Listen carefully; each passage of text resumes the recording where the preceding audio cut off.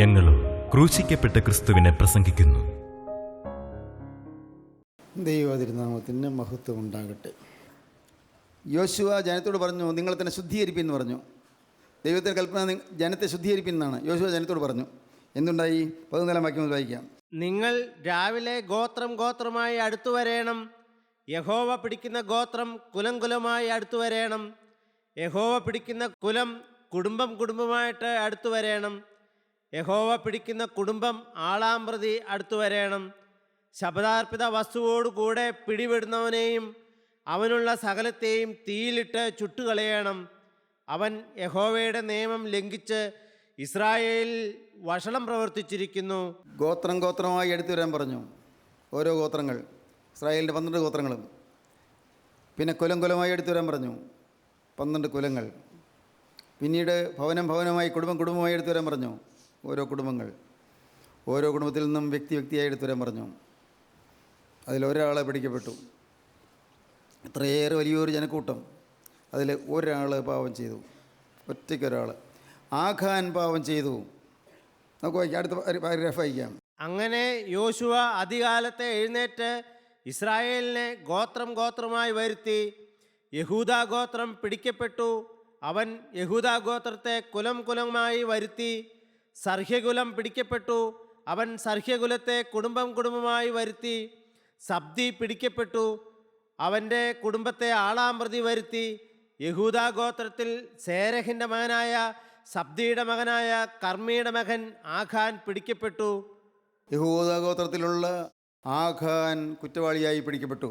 യോശുവ ആഖാനോട്, മകനെ, ഇസ്രായേലിന്റെ ദൈവമായ യഹോവയ്ക്ക് മഹത്വം കൊടുത്ത് അവനോട് ഏറ്റു പറക. നീ എന്ത് ചെയ്തു എന്ന് പറക, എന്നോട് മറച്ചു വെക്കരുത് എന്ന് പറഞ്ഞു. സ്തോത്രം. ആഖാൻ പിടിക്കപ്പെട്ട് കഴിഞ്ഞപ്പോഴേക്കും അവൻ വിറയിലൂടെ നിൽക്കുകയാണ്. ഇത്രയൊന്നും വേണ്ടായിരുന്നു. യോശുവ ഉപവാസമെടുത്ത് നിലവിളിച്ചുകൊണ്ടിരുന്നപ്പോൾ അവന് യോശുവയുടെ അടുക്കലേക്ക് ഓടി വരാമായിരുന്നു. യജമാനെ, എനിക്ക് തെറ്റുപറ്റി. ഞാനാണ് ഈ ഇത്രയും ജനത്തിന് നഷ്ടം വരാൻ കാരണം. ഞാൻ ഒരുത്തനാണ്. ഞാൻ മൂലമാണ് ഈ വലിയൊരു കൂട്ടം ജനം നാശത്തിൽപ്പെട്ടത്. ഞാൻ എന്താ പരിഹാരം ചെയ്യേണ്ടതെന്ന് എനിക്കറിയാൻ പാടില്ല. ഞാൻ ക്ഷമ ചോദിക്കുകയാണ്. ദൈവത്തിൻ്റെ അഭിഷിക്തനായ, ദൈവത്തിൻ്റെ പ്രവാചകനായ യോശുവയുടെ അടുക്കൽ ഞാൻ ദൈവത്തിൻ്റെ അഭിഷിക്തൻ എന്നുള്ളതുകൊണ്ട് ഞാൻ വരികയാണ്. ഞാൻ തുറന്ന് പറയുകയാണ്, ഞാൻ തെറ്റ് ചെയ്തു പോയി. ശപഥാർപ്പിത വസ്തുവിൽ ഞാൻ ചിലത് എടുത്തുപോയി.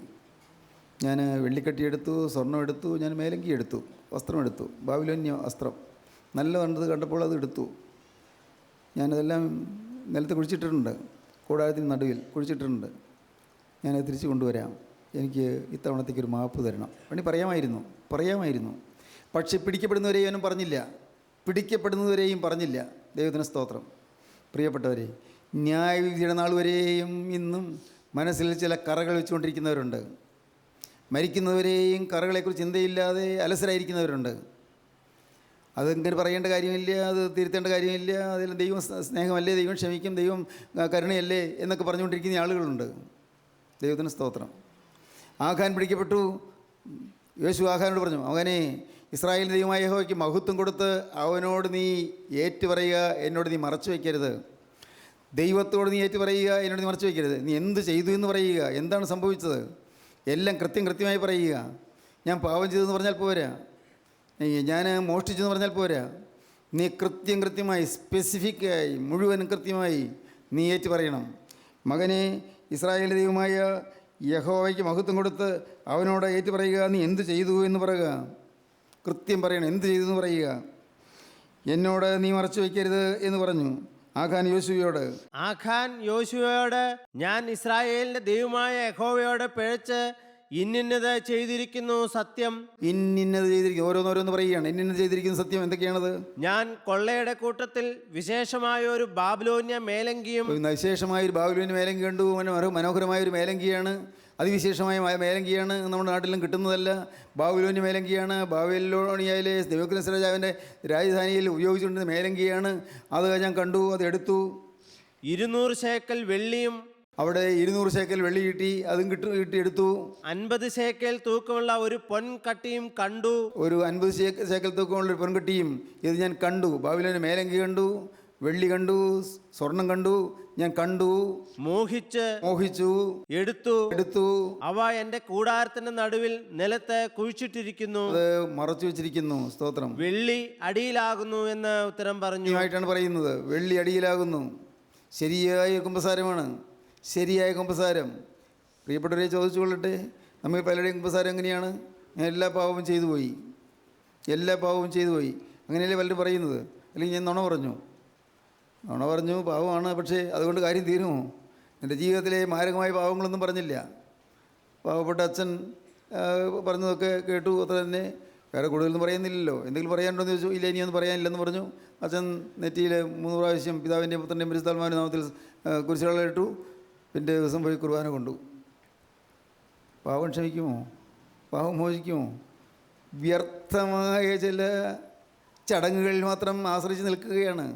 പാവം വേദനയോടെ ഇന്നത് ചെയ്തു എന്നേറ്റ് പറയണം. ഇന്ന കാര്യങ്ങൾ തെറ്റുപറ്റി. ദൈവത്തിന് സ്തോത്രം. ഞാൻ ഓർക്കുന്നു, ദൈവത്തിന് സ്തോത്രം, എൻ്റെ ചെറുപ്രായത്തിലാണ്, 18 വയസ്സൊക്കെ കാണുമായിരിക്കും. ഞാൻ മനസ്സിലാപ്പെടുന്ന ശേഷമാണ്. ഞാൻ പഴന്തോട്ടത്ത് ഒരു കൺവെൻഷൻ നടക്കുന്നുണ്ടായിരുന്നു. അത് കേൾക്കാൻ ഞാൻ പോയി, പ്രസംഗം കേൾക്കാൻ പോയി. ബഹുമാനപ്പെട്ട എലുവനാമണിയിൽ തോമസ് അച്ഛനാണ് പ്രസംഗിക്കുന്നത്. അദ്ദേഹം ഇല്ല, അനുഗ്രഹീതമായ പ്രസംഗമായിരുന്നു. എലുവനാമണിയിൽ തോമസ് അച്ഛൻ അദ്ദേഹം പ്രസംഗിച്ചു കഴിഞ്ഞു. എനിക്കൊരു കുറ്റബോധം, ശരിയായ കുമ്പസാരം നടത്തണമല്ലോ എന്ന്. ഞാൻ അച്ഛനെടുക്ക് ചെന്ന് ചോദിച്ചു. അപ്പോൾ പിറ്റേ ദിവസം അവിടെ കുർബാനയുണ്ട്. സൺഡേ സ്കൂൾ ബിൽഡിംഗ് ആയിരുന്നു, ഇന്നത്തെ പള്ളിയല്ല, പഴയ ഒരു സൺഡേ സ്കൂൾ ബിൽഡിംഗ്. അവിടെ അച്ഛൻ പ്രത്യേകിച്ച് കുർബാന ചൊല്ലുകയാണ്. ഞാൻ പറഞ്ഞു, വെച്ചാൽ ഞാൻ രാവിലെ തന്നെ വന്നാൽ എനിക്ക് കുമ്പസാരിക്കാൻ പറ്റുമോ? കുമ്പസാരിക്കാമല്ലോ. രാവിലെ ചെന്നു. ദൈവത്തിന് സ്തോത്രം. ഇന്ന് ഞാൻ ഓർക്കുന്നു, അന്ന് ഞാൻ വടൂർ സ്കൂളിൽ ഒരു ജൂനിയർ മോസ്റ്റ് അധ്യാപകനായിട്ട് ജോലി ചെയ്യുകയാണ്, മിഡിൽ സ്കൂൾ സെക്ഷനിൽ. ദൈവത്തിന് സ്തോത്രം. ഞാൻ ചെന്നു, അച്ഛനെ മുമ്പിൽ മുട്ടുകുത്തി. എനിക്ക് എൻ്റെ ഹൃദയത്തിൽ കൂടി പോയ കാര്യങ്ങൾ, ഭാഗ്യവശാൽ പ്രവൃത്തിയിലൊന്നും വന്നില്ലായിരുന്നു, ഹൃദയത്തിൽ കൂടി പോയ കാര്യങ്ങൾ, എൻ്റെ ദ്രവ്യാഗ്രഹം, എൻ്റെ സ്വാർത്ഥത എന്നിങ്ങനെയുള്ള കാര്യങ്ങൾ ഓരോന്നോരോന്ന് എല്ലാം കൃത്യമായിട്ട് ഞാൻ ഏറ്റു പറഞ്ഞു. ഞാൻ പറഞ്ഞുകൊണ്ടിരിക്കുമ്പോൾ എൻ്റെ തലയിൽ നനയുന്നു. എനിക്ക് മനസ്സിലായി അച്ഛൻ കരയുകയാണെന്ന്. അച്ഛൻ്റെ കണ്ണിൽ നിന്ന് കണ്ണീർ എൻ്റെ തലയിലേക്ക് വന്ന് വീഴുന്നു. എൻ്റെ കണ്ണിൽ നിന്ന് കണ്ണീർ അച്ഛൻ്റെ പാദത്തിൽ വന്ന് വീഴുന്നു. ദൈവത്തിന് സ്തോത്രം. അതൊരു വലിയ അനുഭൂതിയായിരുന്നു, വലിയൊരു അനുഭവമായിരുന്നു. ദൈവത്തിന് സ്തോത്രം. ദൈവത്തിൻ്റെ വലിയ നാമം എന്നതെല്ലാം ഓർത്ത് ഞാൻ ദൈവത്തെ സ്തുതിക്കുന്നു.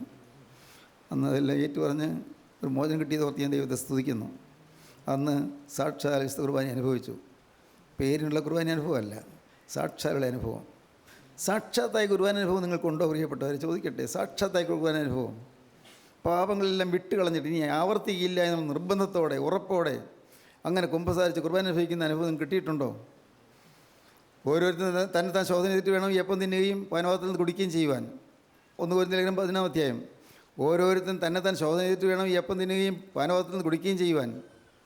താൻ ശോധന ചെയ്തില്ലെങ്കിലോ അനേകർ മരണത്തിൽപ്പെടുന്നു, അനേകർ രോഗികളായിത്തീരുന്നു. വായിച്ചേ. അങ്ങനെ നിങ്ങൾ ഈ അപ്പം തിന്നുകയും പാനപാത്രം കുടിക്കുകയും ചെയ്യുമ്പോഴൊക്കെയും കർത്താവ് വരുവോളം അവന്റെ മരണത്തെ പ്രസ്താവിക്കുന്നു. അതുകൊണ്ട് അയോഗ്യമായി അപ്പം തിന്നുകയോ കർത്താവിന്റെ പാനപാത്രം കുടിക്കുകയോ ചെയ്യുന്നവൻ എല്ലാം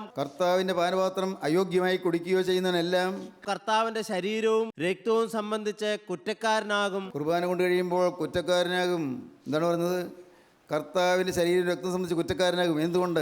അയോഗ്യമായി ചെയ്തു, പാപം ഉപേക്ഷിക്കാതെ ചെയ്തു, പാവം ഏറ്റുപറയാതെ ചെയ്തു. അതുകൊണ്ട് അയോഗ്യമായി അപ്പം തിന്നുകയോ പാനപാത്രത്തിൽ നിന്ന് കുടിക്കുകയോ ചെയ്യുന്നവനൊക്കെയും അവൻ കർത്താവിൻ്റെ ശരീര രക്തം സംബന്ധിച്ച് കുറ്റക്കാരനാകും.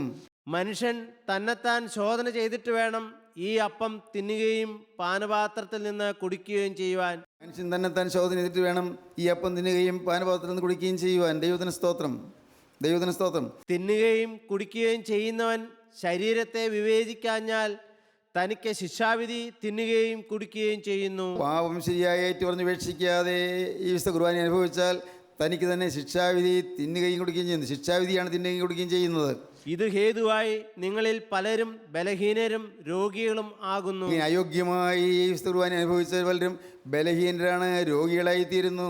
അനേകരും നിദ്ര കൊള്ളുന്നു, അതുമൂലം മരിക്കാൻ പോലുടെയാകുന്നു. ആരെങ്കിലും അറിയുന്നുണ്ടോ? ഇതുവല്ലതും അറിയുന്നുണ്ടോ? അച്ഛന്മാർ ഇതുവല്ലതും പള്ളി പറയുന്നുണ്ടോ? പാവപ്പെട്ട ജനമെല്ലാം കേൾക്കുന്നുണ്ടോ? പാവങ്ങൾ, സാധുക്കൾ അവർ രക്ഷ കിട്ടുന്നു വിചാരിച്ച് പള്ളിയിൽ പോകുന്നു. പാവങ്ങൾ ഒന്നും അറിയാൻ പാടില്ല, പറഞ്ഞു കൊടുക്കാൻ ആളില്ലല്ലോ. ഇതൊന്നും പറഞ്ഞു കൊടുക്കാൻ എവിടെയാണ് സംവിധാനം? എല്ലാവരും ചെല്ലുന്നു, പള്ളിയിൽ ചെല്ലുന്നു, കുർബാന കാണും, കൈ കെട്ടി നിൽക്കുന്നു, വേണമെങ്കിൽ കുർബാന പുസ്തകം കയ്യിലുണ്ടായിരിക്കും, പാടുന്നു, പ്രാർത്ഥിക്കുന്നു, ഒക്കെ എല്ലാം ചടങ്ങായി നടക്കുന്നു. എവിടെയുണ്ട് കുറ്റബോധം? എവിടെയുണ്ട് അനുതാപം? എവിടെയുണ്ട് തകർച്ച? തകർന്ന ഹൃദയത്തോടെ, നീറുന്ന ഹൃദയത്തോടെ, അയ്യോ തെറ്റുപറ്റിപ്പോയല്ലോ എന്നുള്ള അയ്യവിളിയോടുകൂടി പാവമേറ്റ് പറയുന്നുണ്ടോ? ദൈവത്തിന് സ്തോത്രം. യോശുവ പറഞ്ഞു, മകനെ, ഇസ്രായേലിൻ്റെ ദൈവമായ യഹോവയ്ക്ക് മഹത്വം കൊടുത്ത് അവനോട് ഏറ്റു പറയുക, നീ എന്ത് ചെയ്തു എന്ന് പറയുക, എന്നോട് നീ മറച്ചു വയ്ക്കരുത് എന്ന് പറഞ്ഞു. ആഖാൻ യോശുവയോട്, ഞാൻ ഇസ്രായേലിൻ്റെ ദൈവമായ യഹോവയോട് പിഴച്ചു, ഇന്നത് ചെയ്തിരിക്കുന്നു, സത്യം, ഞാൻ കൊള്ളയുടെ കൂട്ടത്തിൽ വിശേഷമായ ഒരു ബാബിലോന്യമേലങ്കിയും 200 ശേക്കൽ വെള്ളിയും 50 ശേക്കൽ തൂക്കമുള്ള ഒരു പൊൻകട്ടിയും കണ്ടു, മോഹിച്ചു, എടുത്തു. അവ അതിൻ്റെ കൂടാരത്തിനടുവിൽ നിലത്ത് കുഴിച്ചിട്ടിരിക്കുന്നു. വെള്ളി അടിയിലാകുന്നു എന്ന് ഉത്തരം പറഞ്ഞു. സ്തോത്രം. കൃത്യമായ ഏറ്റുപറച്ചിൽ, പക്ഷേ വൈകിപ്പോയി. ഏറ്റുപറച്ചിൽ വൈകിപ്പോയി. മുമ്പേ വരാമായിരുന്നു, മുമ്പേ വരേണ്ടതായിരുന്നു. പ്രിയപ്പെട്ടവരെ, വൈകിപ്പോകരുത്, താമസിച്ചു പോകരുത്. ഏറ്റുപറയുന്നത് വൈകിപ്പോകരുത്. ഒരിക്കലും നിങ്ങളുടെ പാവം വിട്ടുകളയാൻ ഒട്ടും വൈകിപ്പോകരുത്. ഇനി താമസിക്കരുത്. ദൈവത്തിന് സ്തോത്രം. നിങ്ങൾ ശുദ്ധീകരണം പ്രാപിക്കാൻ വൈകരുത്. നാളെ ദിവസം നമുക്കുള്ളതല്ല, ആണോ? അല്ലല്ലോ, നാളെ ദിവസം നമുക്കുള്ളതല്ല. ആഴയെല്ലാം വാതുക്കൽ മരണദൂതൻ കാത്തു നിൽക്കുന്ന ആർക്കറിയാം? മരണദൂതൻ കാത്തു നിൽക്കുകയാണ്, ആരും അറിയുന്നില്ല. ഏതെല്ലാം രോഗങ്ങളാണ് ഓരോരുത്തർ വരാൻ പോകുന്ന ആരറിഞ്ഞു? എത്ര നാൾ ഇനി ആയുസ്സുണ്ടായെന്ന് ആരറിഞ്ഞു? ദൈവത്തിന് സ്തോത്രം. ദൈവത്തിൻ്റെ വലിയ നാമം മഹത്വപ്പെടട്ടെ. മരണത്തെ ഞാൻ മുഖാമുഖം കണ്ടു. എൻ്റെ ബൈപ്പാസ് സർജറി കഴിഞ്ഞ് ആ ദിവസങ്ങളിൽ വലിയൊരു പ്രശ്നമുണ്ടായി. അങ്ങ് തീരാൻ പോവുകയായിരുന്നു എന്ന് ഡോക്ടർ പറഞ്ഞു. എൻ്റെ മക്കളോട് പറഞ്ഞു, നിങ്ങളാരും പോകരുത്, ഇവിടെ ഉണ്ടായിരിക്കണം, ക്രിട്ടിക്കൽ സിറ്റുവേഷനാണ്. ദൈവത്തിന് സ്തോത്രം. നിങ്ങൾ അനേകർ ഇരുന്ന് പ്രാർത്ഥിച്ചു. ദൈവത്തിന് സ്തോത്രം. എനിക്ക് മുഖപരിചയമില്ലാത്തവർ പോലും ഇരുന്ന് പ്രാർത്ഥിച്ചു. പാവങ്ങൾ എനിക്ക് വേണ്ടി പ്രാർത്ഥിച്ചു. അനേകർ കരഞ്ഞു. ദൈവത്തിന് സ്തോത്രം. നിങ്ങൾക്ക് മനസ്സിലാക്കുമെന്ന് പറഞ്ഞുകൂടാ, അങ്ങേ ലോകം ഞാൻ കണ്ടിട്ട് വന്നു. സ്തോത്രം.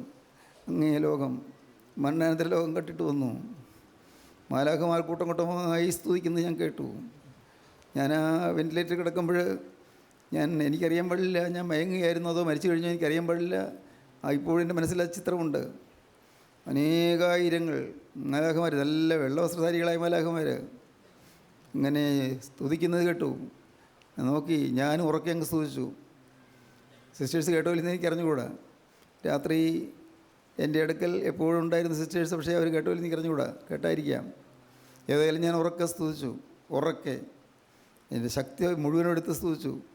എനിക്കറിയാൻ പാടില്ല, അത് അക്ഷരീയമായി സ്തുതിയായിട്ട് പുറത്തു വന്നതെന്ന് എനിക്കറിഞ്ഞുകൂടാ. ഞാൻ സ്തുതിച്ചതെന്ന് എനിക്കറിയാം. ദൈവത്തിന് സ്തോത്രം. വലിയൊരു കാഴ്ചകൾ ഞാൻ കണ്ടു.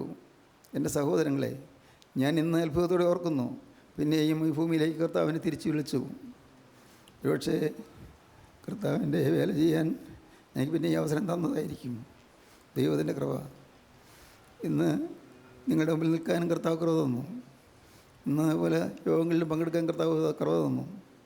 ഓരോ സ്ഥലത്തും ചെല്ലുമ്പോൾ ഞാൻ ഓർക്കും, മുമ്പ് ചെന്ന സ്ഥലങ്ങളിലെല്ലാം വീണ്ടും വരാനിടയായല്ലോ എന്ന്. ഇനിയെങ്ങും യാത്രയില്ലാതെ പോയ മനുഷ്യനാണ്. എല്ലാം തീർന്നൊരു മനുഷ്യനാണ്. എല്ലാം ചുരുട്ടി കെട്ടിവെച്ച മനുഷ്യനാണ്. എല്ലാം തീർന്നു. ദൈവത്തിന് സ്തോത്രം. ദൈവത്തിൻ്റെ ഒരു നാമം മുഖത്തോട്ടെ. എൻ്റെ സഹോദരങ്ങളെ ഞാൻ പറയട്ടെ, മരിച്ച് ജീവിച്ച മനുഷ്യനാണ് ഇരിക്കുന്നത്. അങ്ങേ ലോകം കണ്ട് തിരിച്ചു പോകുന്നൊരു മനുഷ്യനാണ് ഇരിക്കുന്നത്. എനിക്കിനൊരു കാര്യമേ ഉള്ളൂ, വേറൊരു കാര്യമില്ല. യേശുവിന് വേണ്ടി ആയുസ് തീരുക, യേശുവിന് വേണ്ടി ആയുസ് എരിഞ്ഞു തീരുക. വേറെ ഒന്നും വേണ്ട. കർത്താവേ, നീ കേൾക്കുന്നല്ലോ. യേശുവിന് വേണ്ടി ഈ ജീവിതം എരിഞ്ഞെരിഞ്ഞ് കത്തി കത്തി തീരുക. മെഴുകുതിരി കത്തി എരിയുന്നത് പോലെ കത്തി കത്തി തീരുക. കർത്താവേ, ഒരിക്കലും ഈ മെഴുകുതിരി കെട്ടുപോകരുത്, ഈ ചെറുതിരി കെട്ടിപ്പോകരുത്. കർത്താവേ, ഒരിക്കലും കാറ്റ് വന്ന് വീശി ഈ മെഴുകുതിരി കെട്ടി കളയാൻ സമ്മതിക്കരുത്. നിൻ്റെ കൈവെള്ളം കൊണ്ട് എൻ്റെ ഈ മെഴുകുതിരിയെ നീ പൊതിഞ്ഞ് സൂക്ഷിക്കുക. ദൈവത്തിന് സ്തോത്രം. സഹോദരങ്ങളെ, എനിക്ക് നിങ്ങളോട് യാതനയുണ്ട്, ഒരപേക്ഷയുണ്ട്. പാവം നിങ്ങൾ വിട്ടുകളയാൻ താമസിക്കരുത്. പാവത്തോട് യാത്ര പറയാൻ താമസിക്കരുത്. സ്വർഗത്തിലെ ദൈവത്തിൻ്റെ കരുണ നിങ്ങൾക്ക് അവസരം തരികയാണ്. എന്നൊരു ദിവസം നിങ്ങൾക്ക് തരുന്നുണ്ട്. നാളെ എന്തെന്നും ആരും അറിയുന്നില്ലല്ലോ. എന്തൊക്കെയാണ് നാളെ സംഭവിക്കുന്നത് അറിയുന്നില്ലല്ലോ. എൻ്റെ ദൈവമേ, ഈ വർഷത്തിൻ്റെ ആരംഭത്തിൽ വർഷാവസാന പ്രാർത്ഥനയിൽ കൂടിയിരുന്നപ്പോൾ ഹാർഡ് ടൈംസ് എഹെഡ് എന്ന് കർത്താവ് പറഞ്ഞു. വലിയ വലിയ പ്രശ്നങ്ങളുള്ള കാലങ്ങൾ വരാൻ പോകുന്നുവെന്ന്, വലിയ ദുരിതമുള്ള കാലങ്ങൾ വരാൻ പോകുന്നെന്ന്. എന്താണെന്ന് അറിഞ്ഞുകൂടാ. നമുക്ക് ഒരുങ്ങണം, ശുദ്ധീകരണം പ്രാപിക്കണം. ദൈവത്തിന് സ്തോത്രം. ശുദ്ധീകരണം പ്രാപിക്കണം, നമുക്ക് കഴുകൽ പ്രാപിക്കണം. ദൈവത്തിന് സ്തോത്രം. നാം ക്രിസ്തുവിൻ്റെ വകയായി തീരണം. ആഖാൻ പിടിക്കപ്പെട്ടു. ആഖാൻ പാവം ഏറ്റു പറഞ്ഞു, പക്ഷെ വൈകിപ്പോയി. എന്തുണ്ടായി? നാം വായിക്കുന്ന ഇങ്ങനെയാണ്: യോശുവ ദൂതന്മാരെ അയച്ച് അവർ കൂടാരത്തിൽ ഓടിച്ചെന്നു. കൂടാരത്തിൽ അതും അടിയിൽ വെള്ളിയും കുഴിച്ചിട്ടിരിക്കുന്നത് കണ്ടു. അവർ അവയെ കൂടാരത്തിൽ നിന്ന് എടുത്ത് യോശുവയുടെയും എല്ലാ ഇസ്രായേൽ മക്കളുടെയും അടുക്കൽ കൊണ്ടുവന്നു യഹോവയുടെ സന്നിധിയിൽ വച്ചു. ദൈവത്തിന് സ്തോത്രം. എല്ലാം കണ്ടെടുത്തു. മോഷ്ടിച്ചുകൊണ്ട് പോയതെല്ലാം, ആഖാൻ മോഷ്ടിച്ചതെല്ലാം തിരികെ കണ്ടെടുത്തു. സമയം വൈകിപ്പോയി, പക്ഷേ തിരികെ കണ്ടെടുത്തു. എന്നിട്ട് ആഖാൻ എന്ത് ചെയ്തു? 25-ാം വാക്യം മുതൽ: ഇങ്ങനെ അവനുള്ള സകലവുമായി ആഖോർ താഴ്വരയിൽ കൊണ്ടുപോയി. നീ ഞങ്ങളെ വലച്ചത് എന്തിന്? യഹോവ ഇന്ന് നിന്നെ വലയ്ക്കും എന്ന് യോശുവ പറഞ്ഞു. പിന്നെ ഇസ്രായേൽ എല്ലാം അവനെ കല്ലെറിഞ്ഞു. അവരെ തീയിലിട്ട് ചുട്ടുകളയുകയും കല്ലെറിയുകയും ചെയ്തു. അവൻ്റെ മേൽ അവർ ഒരു വലിയ കൽക്കുന്ന് കൂട്ടി. അത് ഇന്നുവരെ ഇരിക്കുന്നു. ഇങ്ങനെ യഹോവയുടെ ഉഗ്രകോപം മാറി. അതുകൊണ്ട് ആ സ്ഥലത്തിന് ആഖോർ താഴ്വര എന്ന് ഇന്നുവരെ പേർ പറഞ്ഞു വരുന്നു. ആഖോർ താഴ്വര. സ്തോത്രം. വലിയൊരു മുന്നറിയിപ്പാണ്. ആഖോർ താഴ്വര. പാവി പിടിക്കപ്പെടുന്നു, പാപം പിടിക്കപ്പെടുന്നു, പാപം ശിക്ഷിക്കപ്പെടുന്നു. സാരമല്ല, ആഖോർ താഴ്വരയിലേക്ക് അവനെ കൊണ്ടുപോയി. ദൈവത്തിന് സ്തോത്രം. സഹോദരങ്ങളെ, ഇന്ന് അഹങ്കരിക്കുന്നവരില്ലേ? അഹങ്കരിക്കുന്നവർ. ദൈവത്തിന് സ്തോത്രം. വാക്കിൽ അഹങ്കരിക്കുന്നു, പ്രവൃത്തിയിൽ അഹങ്കരിക്കുന്നു. എനിക്കതെല്ലാം കഴിവുണ്ടെന്ന് ചിന്തിച്ച് അഭിമാനം കൊള്ളുന്നു. മോനെ, ഒന്നുമില്ല. നിൻ്റെ കഴിവെല്ലാം ഒരു സെക്കൻഡോട് മാറാനേ ഉള്ളൂ. എല്ലാം നിൻ്റെ വിദ്യാഭ്യാസത്തിൻ്റെ മികവും ഒരു സെക്കൻഡോട് തീരാനേ ഉള്ളൂ. മോളെ, നിൻ്റെ സൗന്ദര്യവും നിൻ്റെ ആരോഗ്യവും എല്ലാം ഒരു സെക്കൻഡോട് തീരാനേ ഉള്ളൂ. എപ്പോഴാണ് ഈ ശരീരത്തിൽ നിന്ന് ജീവൻ പോകുന്ന ആരറിഞ്ഞു? എപ്പോഴാണ് ഒരു മാരകമായ രോഗം നിനക്ക് പിടിപെടുന്ന ആരറിഞ്ഞു? എപ്പോഴാണ് നീ ഒരു ആക്സിഡൻറ്റിൽ പെടുന്നത് ആരറിഞ്ഞു? ദൈവത്തിന് സ്തോത്രം. ദൈവത്തിൻ്റെ ഒരു നാമം മഹത്വപ്പെടട്ടെ. പ്രിയപ്പെട്ടവരെ, ആർക്കും അഭിമാനിക്കാനൊന്നുമില്ല. നമുക്ക് സ്വന്തം ശക്തിയിൽ ഊന്നാനില്ല, സ്വന്തം വിവേകത്തിൽ ഊന്നാനുമില്ല, ഒരിടത്തും ആശ്രയിക്കാനില്ല. യേശു, യേശു മാത്രം. ദൈവത്തിന് സ്തോത്രം. ദൈവത്തിന് സ്തോത്രം. ആഖോർ താഴ്വരയിലേക്ക് അവനെ കൊണ്ടുപോയി. എല്ലാ ജനങ്ങളും ചുറ്റി നിന്നു, ഇസ്രായേലെല്ലാം ചുറ്റി നിന്നു. അവനെ ആ ആഖോർ താഴ്വരയിൽ കൊണ്ടുപോയി കല്ലെറിഞ്ഞു കൊന്നു. ആ വസ്തുക്കളെല്ലാം, അവനെല്ലാം സ്വന്തമായിട്ട് സമ്പാദിച്ചതൊന്നും അവന് കിട്ടിയില്ല. എന്നാൽ തുടർന്ന് വായിക്കുമ്പോൾ കാണാം, വാസ്തവത്തിൽ അവനത് എടുക്കാതിരുന്നെങ്കിൽ അത് അവന് കിട്ടുമായിരുന്നു. അവൻ മോഷ്ടിക്കാതിരുന്നെങ്കിൽ പിന്നീടുള്ള അധ്യായങ്ങൾ വായിക്കുമ്പോൾ കാണാം, ഈ വസ്തുക്കൾ ഇതുമെല്ലാം ഇസ്രായേൽക്കാർക്കായിട്ട് വിഭജിച്ച് കൊടുക്കുന്നുണ്ട്. ആ പോയ ഇസ്രായേൽക്കാർക്കെല്ലാമായിട്ട് ഇതെല്ലാം വിഭജിച്ച് കൊടുക്കുന്നുണ്ട്. യുദ്ധത്തിന് പോയവർക്ക് എല്ലാവർക്കും അത് വിഭാഗിച്ച് കൊടുക്കുന്നുണ്ട്. ആ കൂട്ടത്തിൽ ആഖാനും കിട്ടുമായിരുന്നു. ആഖാൻ ദൈവം കൊടുക്കുന്നതിന് മുൻപ് കയറി എടുത്തതാണ് അപകടം പറ്റിയത്. ആ ഭാഗം ഇപ്പോൾ പറയാൻ സമയമില്ല, അതുകൊണ്ട് അതിലേക്ക് കടക്കുന്നില്ല. പക്ഷേ ഒന്ന് ഞാൻ പറയാം. ദൈവത്തിന് സ്തോത്രം. നിനക്ക് വേണ്ടി ദൈവം നിയമിച്ചിരിക്കുന്നത് നീ സന്തോഷത്തോടെ സ്വീകരിച്ചാൽ മതി. നിനക്ക് വേണ്ടി ദൈവം എല്ലാം കരുതിയിട്ടുണ്ട്. മോനെ, നിനക്ക് വേണ്ടി എല്ലാം കരുതിയിട്ടുണ്ട്. മോളെ, നിനക്ക് വേണ്ടി എല്ലാം കരുതിയിട്ടുണ്ട്. നിൻ്റെ വിവാഹത്തിൻ്റെ കാര്യം നീ തന്നെ അന്വേഷിക്കേണ്ട. നീ കയറി ജീവിതത്തിൻ്റെ പിന്നാലെ പോയി നിൻ്റെ ജീവിതം നശിപ്പിക്കേണ്ട. മോളെ, നിൻ്റെ ജീവിതം നീ തുലച്ച് കളയണ്ട. മോനെ, നിൻ്റെ ജീവിതം നീ വല്ല പെൺകുട്ടികളുടെയും പിറകെ നടന്ന് നിൻ്റെ ആയുസ് നശിപ്പിക്കേണ്ട. നിൻ്റെ പഠിത്തം കളയണ്ട. ദൈവത്തിന് സ്തോത്രം. നിനക്കിന്ന് നല്ല അവസരമാണ്. ഇന്ന് നിനക്ക് മനം തിരിയാം. നിനക്ക് വേണ്ടി ഏറ്റവും നല്ല ദൈവം കരുതിയിട്ടുണ്ട്. എന്തിന് നീ അഴലുന്നു? എന്തിന് നീ വിഷമിക്കുന്നു? നിൻ്റെ വിവാഹം നടന്നിട്ടില്ലേ? പേടിക്കേണ്ട. നിനക്ക് കുഞ്ഞുണ്ടായില്ലേ? പേടിക്കേണ്ട. സ്തോത്രം. നിനക്ക് ഏറ്റവും നല്ല ഒരു ഇണയെ തരാൻ ദൈവം ശക്തനാണ്. അറിയാമോ നിങ്ങൾക്ക്? സ്വർഗത്തിലെ ദൈവം ശക്തനാണ്. നിങ്ങൾക്ക് ഏറ്റവും പ്രയോജനമുള്ള ഒരു വധുവിനെ, ഒരു വരനെ തരാൻ ദൈവം ശക്തനാണ്. മക്കളുടെ വിവാഹത്തെ ഓർത്ത് വ്യാകുലപ്പെടുന്നവരുണ്ടല്ലോ. ഞാൻ വിശ്വസിക്കുന്നു, സ്വർഗത്തിലെ ദൈവം എല്ലാം കാണുന്നു, എല്ലാം അറിയുന്നു. നിങ്ങളുടെ ജീവിതം യേശുവിന് കൊടുത്താൽ നിങ്ങളുടെ കാര്യം യേശുവിൻ്റെ കാര്യമാകും. നല്ല അനുഭവത്തോടെയാണ് പറയുന്നത്. എൻ്റെ കാര്യം എനിക്ക് കഴിവുള്ളതുപോലെ ഞാൻ യേശുവിന് കൊടുത്തു. എൻ്റെ കാര്യങ്ങളെല്ലാം, എൻ്റെ കാര്യം, എൻ്റെ കുടുംബം, എൻ്റെ മക്കൾ, മക്കളുടെ മക്കൾ, മക്കളുടെ മക്കൾ, എല്ലാം യേശുവിൻ്റെ കയ്യിലേക്ക് ഏൽപ്പിച്ചു. ദൈവത്തിന് സ്തോത്രം. എല്ലാം ഏൽപ്പിച്ചു. Commit thy way to God, he will sustain thee. നിൻ്റെ വഴി യഹോവയെ ഫലമേൽപ്പിക്കുക, അവനിൽ ആശ്രയിക്കുക, അവനെ നിർവഹിക്കും. നിൻ്റെ വഴി യഹോവയെ ഫലമേൽപ്പിക്കുക. Commit thy way to God. ദൈവത്തിൻ്റെ വഴി ഏൽപ്പിച്ചു കൊടുക്കുക. സ്തോത്രം. എല്ലാം ഏൽപ്പിച്ചു കൊടുത്താൽ നമ്മുടെ കാര്യം കർത്താവ് നോക്കും. നമ്മുടെ ചുമട് കർത്താവ് ഏൽക്കും. നാം ഇനി ചുമന്ന് വിഷമിക്കേണ്ട. സ്നേഹിത, നീ ഭയപ്പെടേണ്ട. നീ ചുമന്ന് വലയേണ്ട. നിൻ്റെ ചുമട് ചുമന്ന് നീ വിഷമിച്ച് നടക്കേണ്ട. യൗവനക്കാരാ, നിൻ്റെ ജീവിതത്തിലെ ചുമടുകൾ വളരെ ഉണ്ട് എനിക്കറിയാം. എന്നാൽ ആ ചുമടുകൾ കർത്താവ് അറിയുന്നു. കർത്താവ് അതെല്ലാം മാറ്റേണ്ട സമയത്ത് മാറ്റിക്കൊള്ളു. നീ ഭയപ്പെടേണ്ട. നിൻ്റെ പ്രാരബ്ധങ്ങൾ, നിൻ്റെ ക്ലേശങ്ങളെല്ലാം കർത്താവ് കാണുന്നുണ്ട്. നിൻ്റെ കടങ്ങൾ, നിൻ്റെ വിഷമതകളെല്ലാം കർത്താവ് കാണുന്നുണ്ട്. സ്നേഹിത, നിൻ്റെ ജീവിതത്തിൽ നീ അനുഭവിക്കുന്ന യാതനകളെല്ലാം കർത്താവ് കാണുന്നുണ്ട്. മകളെ, നീ നേരിടുന്നതായി പ്രശ്നങ്ങളെല്ലാം കർത്താവ് കാണുന്നുണ്ട്. നിൻ്റെ കുടുംബത്തിൽ നീ അഴലുന്ന കാര്യങ്ങളെല്ലാം കർത്താവ് കാണുന്നുണ്ട്. സ്വർഗത്തിലെ ദൈവം എല്ലാം ഓർത്തിട്ടുണ്ട്. സ്തോത്രം. യഹോവ ഓർത്തിരിക്കുന്നു. സ്തോത്രം. ദൈവം ഒന്നും മറന്നു പോയിട്ടില്ല. എൻ്റെ ദൈവം മറക്കുന്നവനല്ല, എൻ്റെ ദൈവം പൊറുക്കുന്നവനാണ്. സ്തോത്രം. എൻ്റെ ദൈവമേ, എൻ്റെ ജീവനുള്ള ദൈവം സ്നേഹം മാത്രമാണ്. ആ നല്ലവനായ യേശുവിനെ ഇപ്പോൾ നിങ്ങൾ വിളിക്കാമോ? അവൻ്റെ കരുത്തിലേക്ക് നിൻ്റെ ജീവിതം വെച്ച് കൊടുക്കാമോ? യേശുവേ, ഇത്രയും കാലം നഷ്ടപ്പെടുത്തിയല്ലോ. ഇന്ന് ഞാനിതാ ആഘോർ താഴ്വരയുടെ അന്ധതയിലേക്ക് പോകുന്നതിന് മുൻപ്, മാരകമായ നാശത്തിലേക്ക് പോകുന്നതിന് മുൻപ്, ഇപ്പോൾ നാഥ, ഞാൻ എൻ്റെ പാവങ്ങൾ ഏറ്റുപറഞ്ഞപേക്ഷിക്കുന്നു. ഞാൻ എന്നെ തന്നെ ശുദ്ധീകരിക്കുന്നു. എൻ്റെ മേൽ തൃക്കരം വയ്ക്കണമേ. നിൻ്റെ തിരുവിലാവിൽ നിന്നൊഴിയ തിരു രക്തം ഒരു തുള്ളി എൻ്റെ നെറ്റിമേൽ പതിയണമേ. യേശുവേ, ഇപ്പോൾ തന്നെ നീ എൻ്റെ അരികിലേക്ക് വരണമേ. നാഥ, ഇപ്പോൾ തന്നെ എൻ്റെ യേശുവേ, എൻ്റെ പാപങ്ങൾ കഴുകണമേ. നാളെയല്ല, നാളെ കഴിഞ്ഞല്ല, ഇനിയത്തെ യോഗത്തിലല്ല, ഇന്നൊരു ദിവസം യേശുവേ, ഇതാ എൻ്റെ ആയുസ് നിൻ്റെ കയ്യിലേക്ക് ഞാനിതാ വെച്ച് തരുന്നു. കർത്താവേ, എൻ്റെ ഭാവിയെ ഇതിനെ ഏൽപ്പിക്കുന്നു. നാളെ എന്ത് എന്ന് എനിക്ക് അറിഞ്ഞുകൂടാ.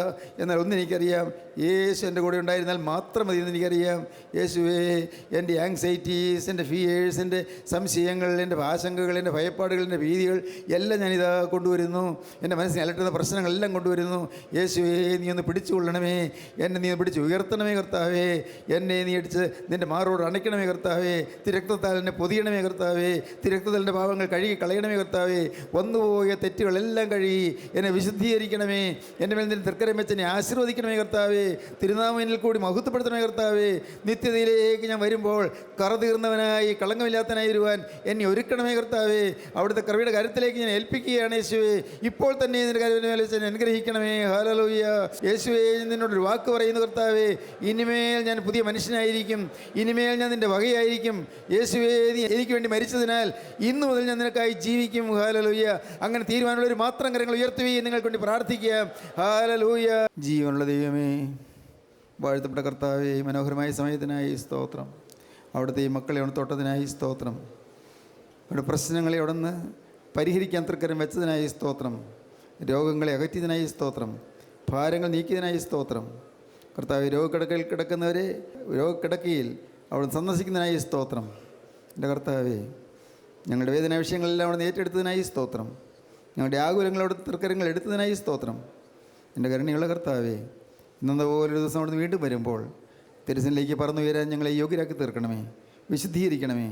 യേശുക്രിസ്തുവിൻ്റെ മഹത്വപൂർണ്ണമായ നാമത്തിൽ പ്രാർത്ഥിക്കുന്ന കൃപയോടെ കേൾക്കണം പിതാവേ. ആമീൻ. ഹല്ലേലൂയ. ദൈവത്തിന് സ്തോത്രം.